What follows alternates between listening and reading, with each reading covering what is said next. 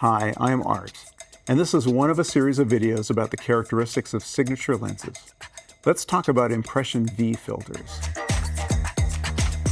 As a cinematographer, I've shot with my share of vintage lenses, and there are some that I've really enjoyed. But with a vintage lens, you only really get one look, and sometimes that look is completely different from the other lenses in the set. So that can introduce some interesting variables to a fast-paced shoot. What we discovered with signature lenses is that they're such high-precision lenses, we can do an awful lot to change the look by adding an additional optical element to the lens.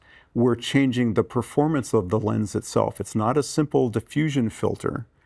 This effect changes how the lens responds to light in 3 dimensions. You get different effects at different depths, and they interact in a really fascinating way.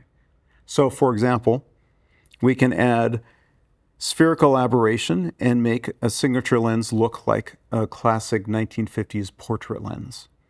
Or we can go the other direction with that aberration and reduce the glow that you see in skin from a portrait lens, but still produce an effect that looks like you're shooting through a delicate black net diffusion.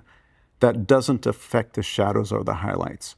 That's one thing that's really crucial to understand about these, is that we're not changing the contrast of the lens when we create these effects.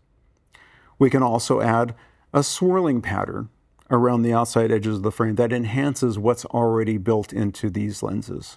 We can change the characteristic of the cat's eye effect. Or we can eliminate that swirling effect completely and produce backgrounds that have hard contrasty edges for a really vintage feel. If you have any questions and you want to drill deeper, please leave a comment below or email me at lenses@arri.com. I love answering questions, so please feel free. Thanks.